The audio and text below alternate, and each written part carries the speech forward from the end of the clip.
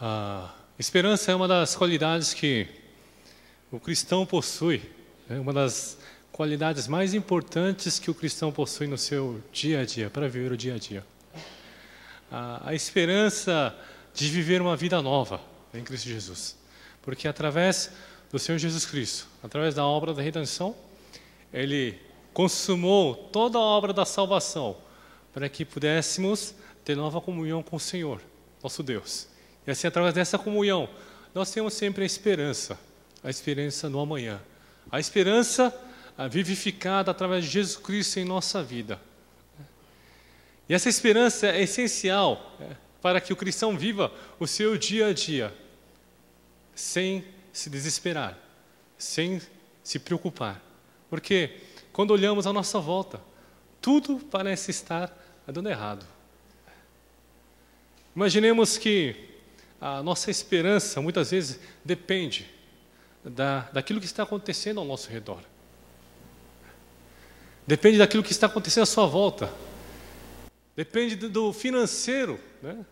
Depende da sua conta bancária. Depende com quem você está, com quem você se encontra. Imaginem essa esperança que nós temos muitas vezes, ela vai sendo dissipada, ela vai sendo sumindo aos poucos, à medida que nós encontramos dificuldades em nossa vida. E é engraçado, não somente as pessoas do mundo vivem isso, mas também os cristãos que deveriam viver nessa esperança, vivem perdidas, sem essa esperança, vivendo na desesperança. Principalmente nós vemos essa questão da desesperança muitas vezes na nossa vida, não apenas espiritual, mas em nosso relacionamento com marido e mulher. Há momentos que a gente olha para sua esposa, olha para o teu marido e você diz, aqui não tem mais esperança. Tem horas que você encontra, né, seus filhos e você olha para os seus filhos e você diz, esse não tem jeito, não há mais esperança. Tem horas que você olha para a sua família e você diz, essa família não tem jeito, vai ser assim para sempre. Não bastasse isso, irmãos, a situação política e econômica que o país está passando ajuda a reforçar essa questão da desesperança em nossa vida. Quanta corrupção a gente observa, né? Os escândalos da Petrobras, Lava Jato, Mensalão. E nós, como é que ficamos numa situação como esta? Como está o teu coração observando toda essa situação? Toda vez, quando eu venho para a igreja, eu ouço a Jovem Pan, né? Jovem Pan FM. E quantos comentários, né, eles fazem sobre a política. Irmãos, a gente tem que começar o dia feliz, não é verdade? Eu ouço as coisas, eu já começo o dia com raiva, com ira. Né? Eu chego a pensar, acho que eu vou parar de ouvir isso aí. Porque está fazendo mal. Né? Já basta o trânsito que é caótico. Ainda houve notícias de que o dinheiro público está sendo roubado, ou sendo levado, contas na Suíça, o HSBC, não sei o quê. Gerou uma revolta em nosso coração. Imagina esse cenário de desesperança que nós vivemos no nosso dia a dia. No mês passado, no mês de março, nós tivemos aquele protesto, né, na Paulista. Eu pensei seriamente em ir. Eu queria, na verdade, muito ir. Eu cheguei a pensar em levar minha esposa, a minha filha, a Jenny, para ir junto. Né? Imagina, né, um oriental aparecendo ali, o pessoal da televisão, poxa, um oriental, ó, ainda trouxe a filha. Eu falo, pô... Eu falo assim, pô, amigo, está grávida, a mulher, minha esposa está grávida. E estamos aqui lutando pelo povo brasileiro. Imagina, eu fiquei imaginando, né, eu aparecendo no Fantástico. Né?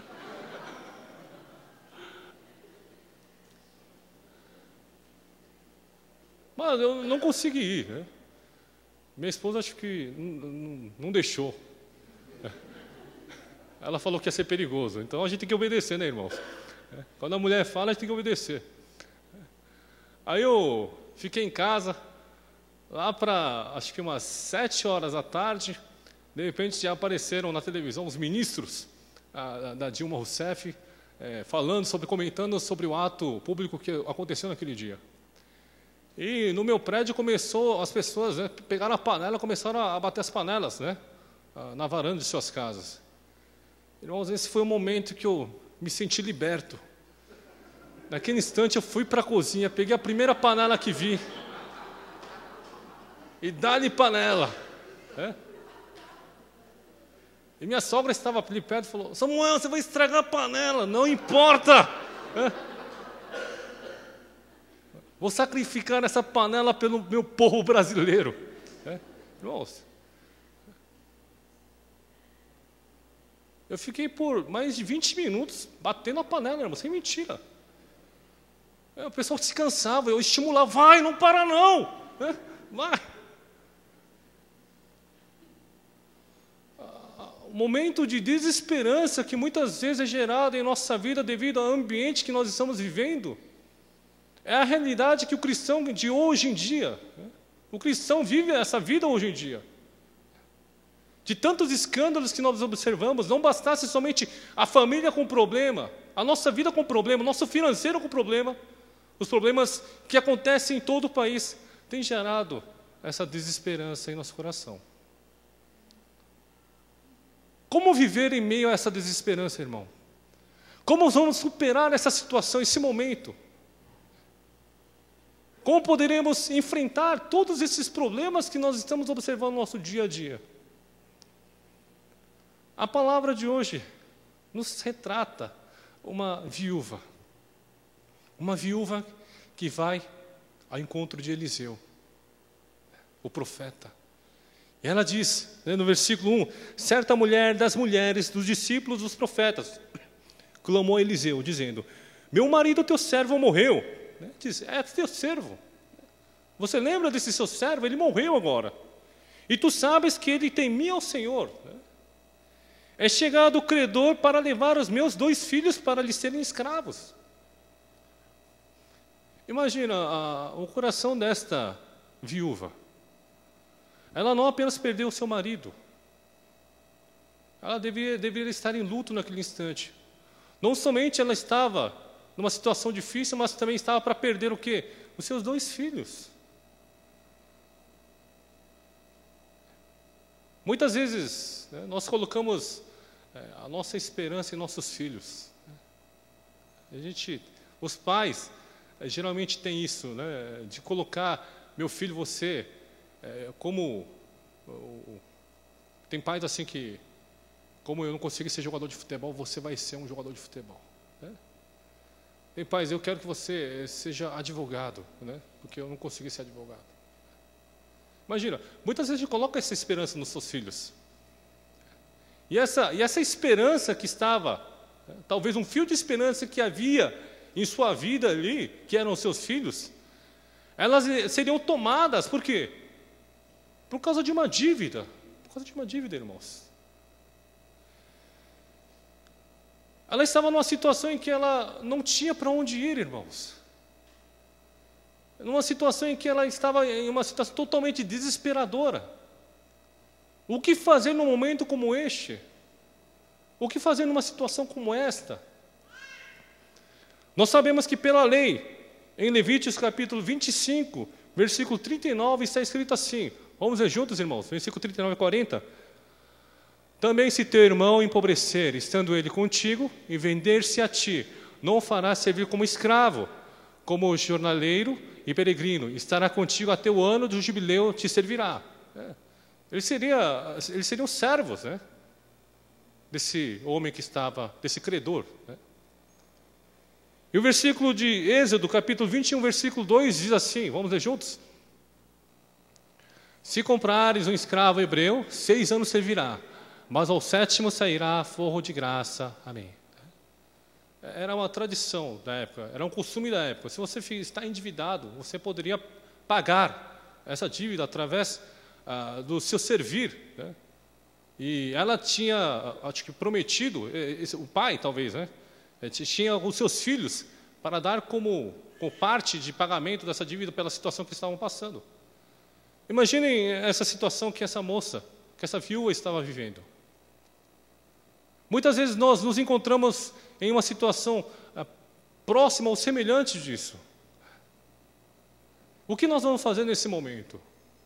A primeira coisa que nós devemos ver, então, através da palavra de hoje, devemos clamar a Deus em verdade. É o nosso primeiro ponto da palavra de hoje. Devemos clamar a Deus em verdade.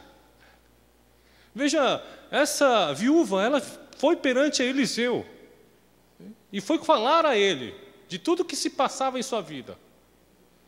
Ela foi procurar, por exemplo, nos dias de hoje, um pastor para pedir conselhos para a situação em que ela estava vivendo. Significa que ela foi procurar, primeiramente, uma ajuda espiritual para a sua vida. Muitas vezes, perante essas dificuldades, a primeira coisa que nós fazemos é abrir mão para os nossos amigos. Não seria muito mais fácil? Abrir a mão para os nossos familiares, pedindo ajuda para poder superar essa situação. Mas ela foi o quê? Foi em busca, né, de Eliseu, o homem que representava Deus. Ele foi à procura desse homem e clamou a ele. Versículo 1 diz: certa mulher das mulheres dos discípulos dos profetas clamou a Eliseu. Como se estivesse clamando a Deus, irmãos. Sabe como nós podemos verificar o nosso estado espiritual? Não se vê, a gente não consegue avaliar nosso estado espiritual. É difícil avaliar nosso estado espiritual quando a gente está bem de vida, pessoal. O nosso estado espiritual pode ser avaliado a partir dos momentos de dificuldade que nós enfrentamos no nosso dia a dia. Qual é a escolha que você faz naquele momento tão difícil? Para onde você segue? Se você segue para as escolhas de Deus ou as escolhas do mundo? Isso muitas vezes determina a nossa vida espiritual, irmãos. Aquele que tem costume de pegar emprestado, de pedir ajudas para as pessoas próximas, sempre vai querer pedir emprestado, ajudar essas pessoas próximas. Diferente daqueles que primeiramente buscam e clamam ao Senhor, e que vivem e experimentam do milagre em suas vidas, essas pessoas sempre terão uma vida que buscam primeiramente a Deus. Veja como você tem reagido perante problemas que surgem em sua vida. Veja, observe. Eu lembro um momento em que meus pais, meu pai é pastor ainda, meu pai estava discutindo com a minha mãe, né, imagina, né? E foi uma discussão bastante ríspida, né? E começou a se falar em divórcio, irmãos.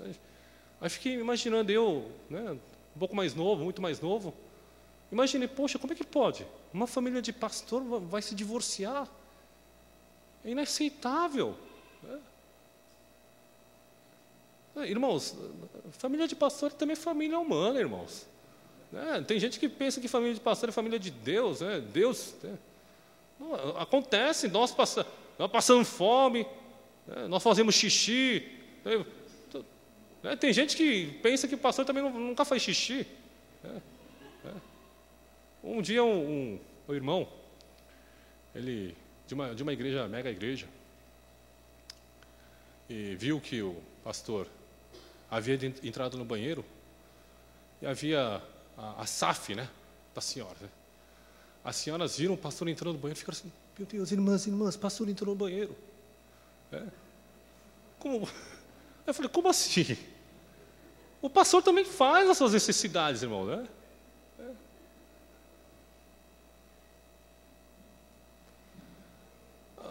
Aí, esse conflito entre a minha mãe e meu pai foi seguindo por dias. E chegou um momento que o divórcio estava muito próximo. Imagina o coração, né, desse jovem angustiado. Eu comecei a orar. A única coisa que eu podia fazer era isso. Comecei a orar: Senhor, essa é uma família de pastor, Deus. Não pode divorciar não, Deus. Busquei a Deus, orei para o Senhor. Irmãos, o que aconteceu? Será que divorciaram? Não. Continuaram, manteram o casamento. Pela graça de Deus. Porque estava ali, para separar de vez.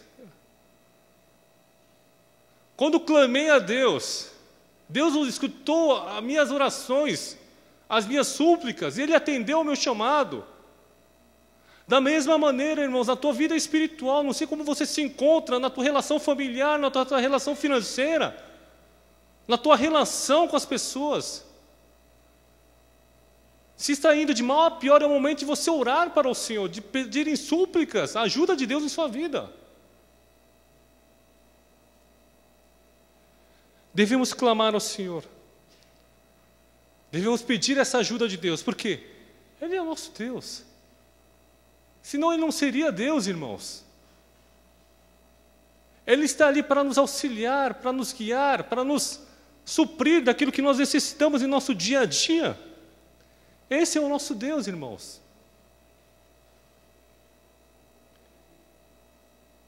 Imaginem, nós temos que, em toda qualquer situação, seja onde você quer que se encontre, seja a tua situação de vida muito difícil, mas mesmo assim, você tem que buscar ao Senhor, em verdade, em verdade. Essa mulher, essa viúva, ela mostrou quem ela era, de verdade. Ela não colocou, uma embalagem nela dizendo, olha, não colocou seu orgulho à frente. Poxa, irmãos, não é difícil pedir ajuda? Ela foi diante de Eliseu pedir essa ajuda, na situação que ela se encontrava. E por isso nós, em nossa vida espiritual, nós temos que buscar ao Senhor, clamar ao Senhor. Quantas vezes você tem clamado a Deus em sua vida? Quantas vezes durante a semana você tem buscado a Deus, irmãos? E você diz, estou cheio de problemas. Até quando você vai viver assim?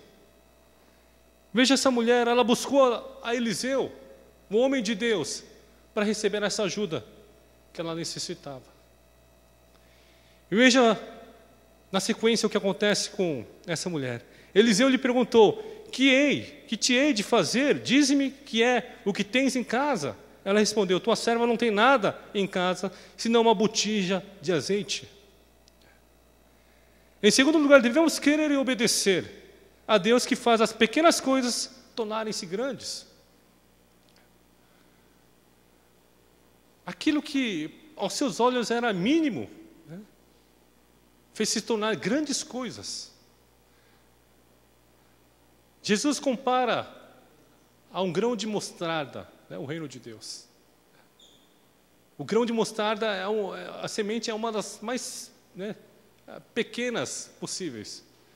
Quando ela é semeada e ela cresce, ela se torna uma planta capaz de suportar grandes animais, pássaros, para poder desfrutar dessa sombra.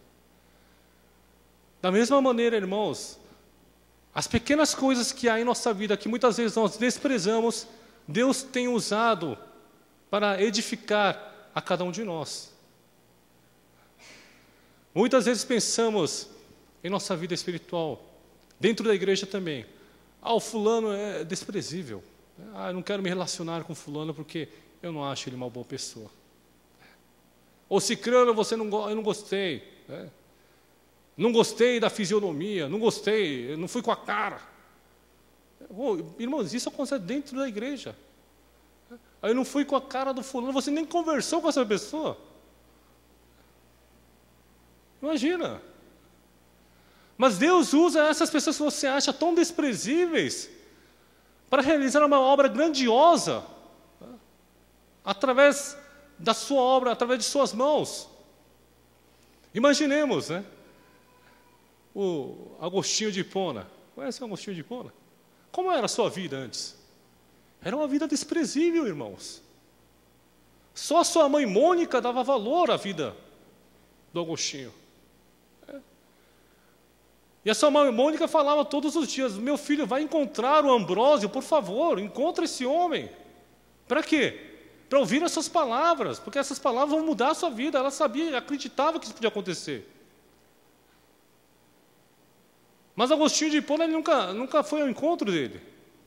Mas chegou um certo dia que ele encontrou esse homem, Ambrósio. E naquele instante ele transformou a sua vida através da palavra do Senhor. Veja como a persistência de uma mãe que consegue enxergar na pequenez de fé do seu filho a grande obra do Senhor fez realizar esse homem, fez surgir esse homem que é o homem chamado Agostinho de Hipona, que tanto admiramos. Não importa a situação que você se encontra, irmãos. Não importa a pequenez que você se acha perante a igreja, perante os homens ou perante as pessoas. Deus vai usá-lo. A partir do momento que Deus usa a sua vida se multiplicará em milhares de vezes, capaz de realizar feitos milagrosos, inacreditáveis aos olhos humanos. Veja Davi.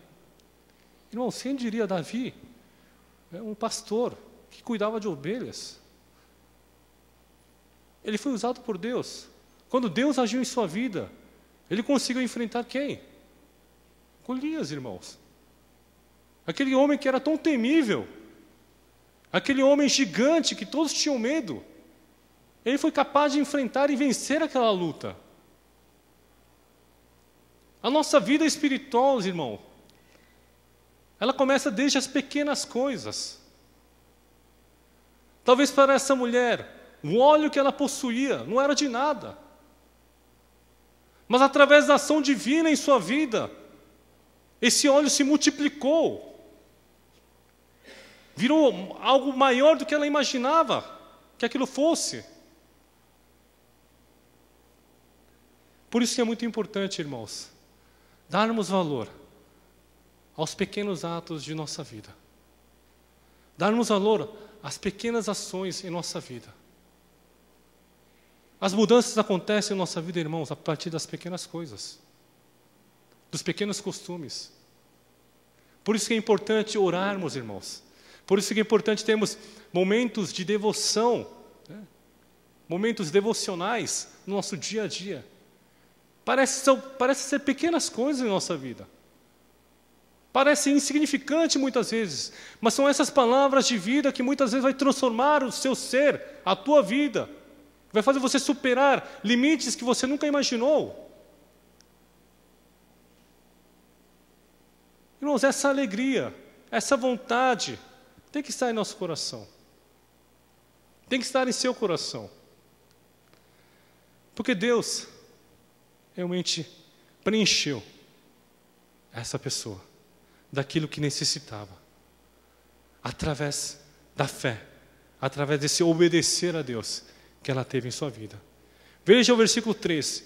Então disse ele: vai, pede emprestadas as vasilhas a todos os teus vizinhos, vasilhas vazias, não poucas. Eliseu dá a dica. Pegue vasilhas, mas não pegue apenas poucas, pegue bastante no sentido. Eliseu orientou essa viúva e falou a ela tudo o que ela deveria fazer. E a gente consegue então observar o terceiro ponto. Deus preenche de acordo com a medida da nossa fé em nossa vida espiritual. Deus preenche de acordo com a medida de nossa fé, irmãos. Imagina essa mulher, essa viúva, ela necessitava, na verdade, de uma ajuda financeira, irmãos. Ela poderia chegar a Eliseu e dizer assim: ó, Eliseu, eu estou precisando, na verdade, de dinheiro. Fala com o pessoal ali que segue você, arrecadar uma verba e me ajudar. Seria muito mais rápido, muito mais cômodo. Mas não, ela não sugere isso.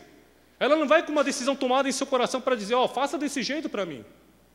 Muitas vezes nós fazemos isso em nossa vida espiritual. A gente ora assim: Deus, eu quero assim, desse jeito. Mas veja o coração dessa viúva, ela foi diante de Eliseu para escutar aquilo que ele tinha para dizer a ela perante a situação que ela estava passando naquele instante. Eliseu diz: vá, procure por vasilhas, a sua vizinhança. E não traga pouco, mas traga bastante. Uma ação de loucura para muitos que observassem aquela situação naquele instante. Imaginem, irmãos, Ela necessitava pagar a dívida para salvar, né, dessa servidão os seus filhos. Mas o que Eliseu diz, vá buscar vasilhas na sua vizinhança. A gente consegue compreender facilmente essa situação, porque a gente já sabe tudo que se deu nessa história. Mas imagine que você não sabe essa história, que você se encontra nessa passagem, como essa viúva que está tão necessitada dessa ajuda. O que você diria? Talvez ela pudesse xingar Eliseu, falar, Eliseu, você é um palhaço. Um palhaço, por quê? Porque necessito ajuda, meu marido foi fiel e você está sendo infiel com ele. Poderia muito bem falar isso, irmãos. Mas ela não. Ela agiu conforme a fé que estava em seu coração. Foi a fé que moveu essa mulher para ir adiante de Eliseu. E também foi a fé que moveu essa mulher para que tivesse a coragem de sair e buscar por vasilhas por toda a região, por todo lugar que ela morava. E assim, trazendo todos os vasilhames, todas as vasilhas, a gente vê, no versículo 4. Então entra e fecha a porta sobre ti e sobre seus filhos, e deita o teu azeite em todas aquelas vasilhas, põe a parte a que estiver cheia. Irmãos, ela podia falar, poxa, Eliseu, você está ficando com problema, acho que o Senhor precisa ser tratado. Como assim? Olha o azeite que eu tenho aqui, olha o óleo que eu tenho aqui. Você está falando, eu vou fechar minhas portas, o quê? Para não passar vergonha? Alguém vai ver eu tentando colocar um mísero óleo numa vasilha desse tamanho. Eu falei, essa pessoa está ficando com problema mesmo. Ela se endividou, agora está com sérios problemas. Mas a palavra diz, Eliseu diz a ela, vá, fecha todas as portas da sua casa. E comece a encher as vasilhas com o óleo que você tem. Irmãos, você faria? Você faria, irmãos? Você faria isso que Eliseu está pedindo? É algo racional, algo compreensível, algo dentro do seu imaginário? Algo incompreensível estava acontecendo diante dessa mulher. Mas a sua fé o moveu para que ela pudesse realizar essa ação, mesmo que incompreensível ao entendimento humano. Ela começou a jogar o óleo dentro dos vasilhames, dessas vasilhas.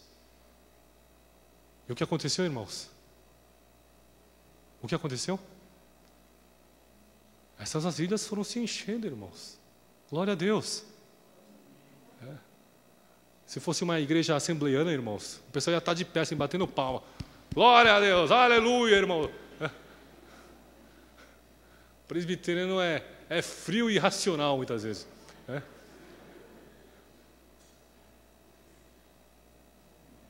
Veja, nos vasilhames, nessas vasilhas que ela preparou, ela foi enchendo o óleo, ela começou a encher. Imagina você, observando essa cena, você viu uma titica de óleo, de azeite, mas ela começou a multiplicar, encher, e ela diz, traga outra vasilha, e foi trazendo.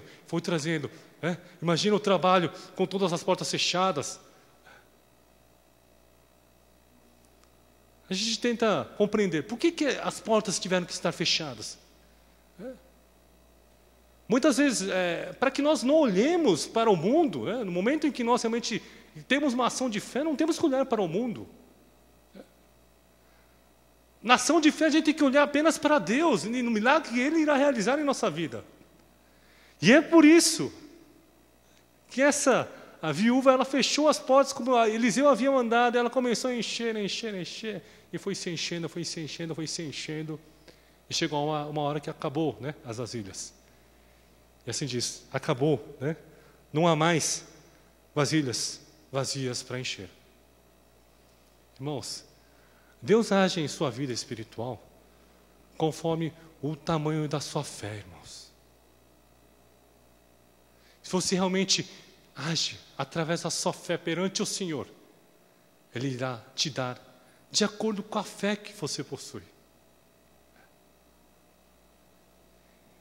E é por isso que nós podemos sempre ter essa esperança em nossa vida, irmãos. Porque o Senhor nos preenche de acordo com aquilo que nós possuímos, que é a nossa fé em nosso coração. E por isso, irmãos, gostaria que todos os irmãos da Igreja Água Viva, em momento de desespero, em momento de dificuldade, tenha esperança e uma fé grande na ação divina de Deus em sua vida, para que Ele possa agir grandiosamente. Grandiosamente. E assim, esse milagre termina, né, com a libertação desses seus 2 filhos para ficar juntos da sua mãe. Gostaria de concluir a palavra de hoje assim. Irmãos, o versículo 7, vamos ler juntos o que o versículo 7 nos diz? Leiamos. Então,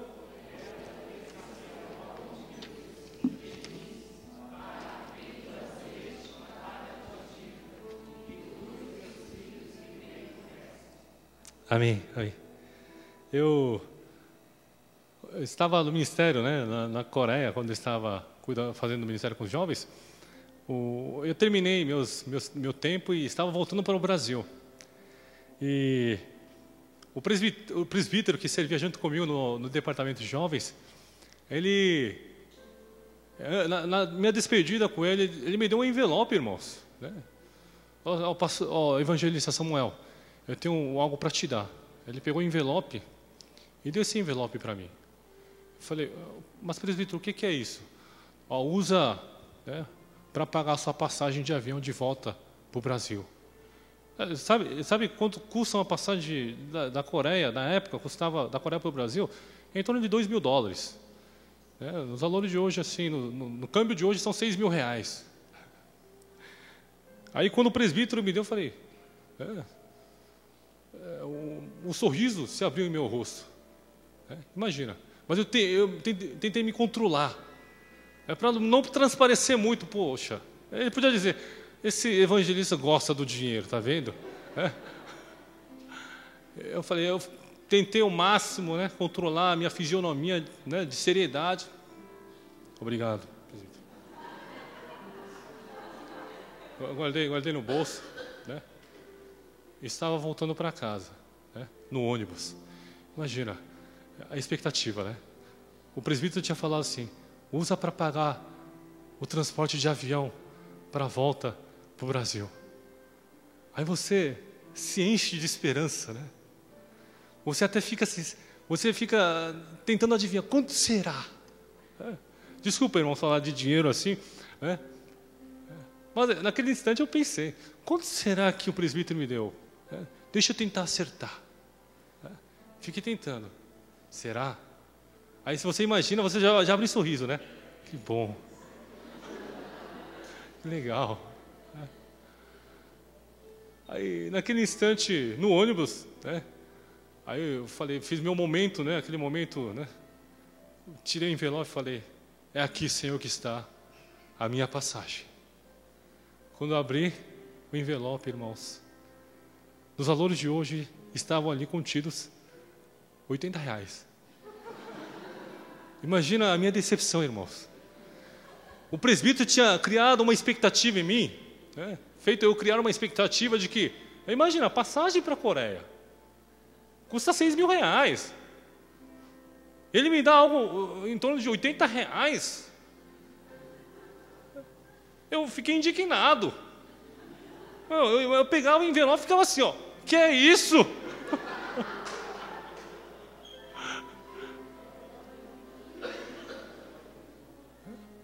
Todo o meu agradecimento naquele instante na hora que eu havia recebido, a alegria sumiu. Eu dizia, esse presbítero é mesquinho mesmo, sabia. Chamei de tudo que é nome, muquirana, não sei o que faz. Chamei.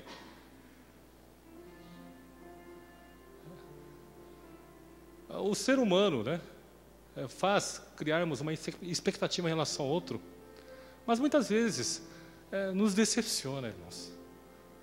Na verdade, aquele dia eu pedi perdão ao Senhor. Poxa, aí eu guardei os R$80.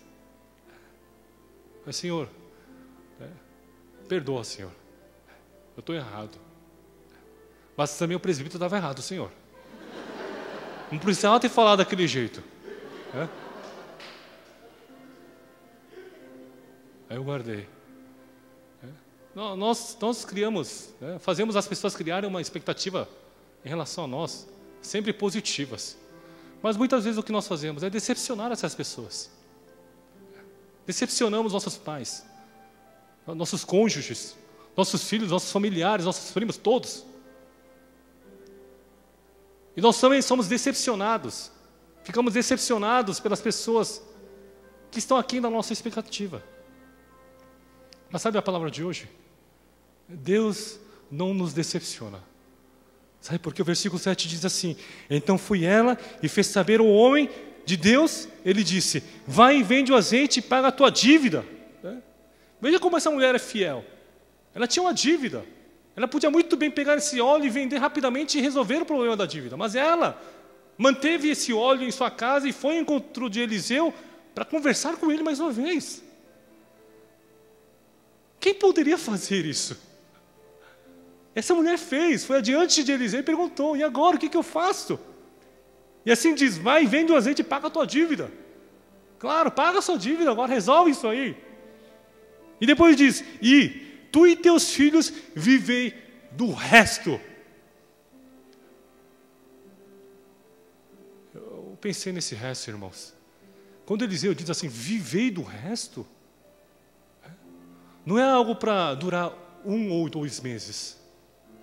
Era algo capaz de poder comprar talvez uma nova terra, para poder semear e plantar, para poder viver para sempre. Deus nos deu isso, irmãos. Deus, através da obra da redenção de Jesus Cristo, Ele derramou o óleo, derramou o sangue da tua vida em nosso ser, para que através desse sangue pudesse pagar toda a dívida necessária. E assim, não bastasse isso, podemos viver uma vida em comunhão com Deus, comunhão com o nosso Senhor. Veja em Romanos capítulo 8, versículo 1 e 2. Vamos ler juntos? Agora, pois, já nenhuma condenação há para os que estão em Cristo Jesus, porque a lei do Espírito da vida em Cristo Jesus te livrou da lei do pecado e da morte. Amém. Ele derramou seu sangue por você, irmãos.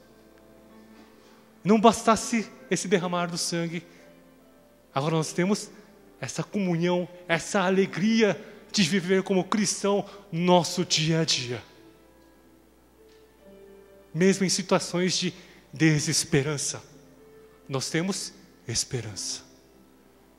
Porque Deus está conosco. Deus está comigo. Deus vive em mim. Que essa vida seja desfrutada por cada um dos meus irmãos da nossa igreja Alva Viva. Oremos.